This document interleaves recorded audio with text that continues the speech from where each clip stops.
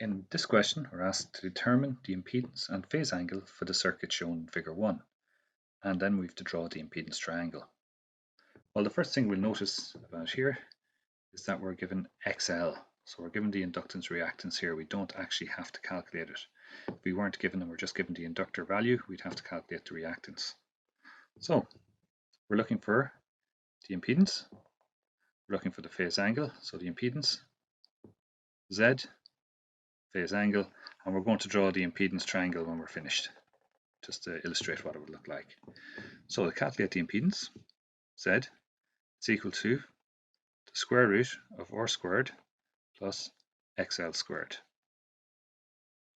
So we can plug in the values for R, 5.6 kilo ohms, and XL is 10 kilo ohms. So that's equal to 5.6 kilo ohms squared plus 10 kilo ohms squared.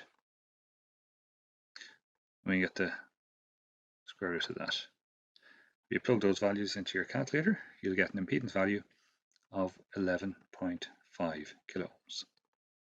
To find the phase angle, theta, well, that's equal to the inverse tan of the inductive reactance XL over R.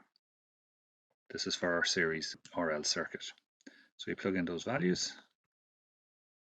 Tan minus 1, XL is 10 kilo ohms, divided by R, which is 5.6 kilo ohms.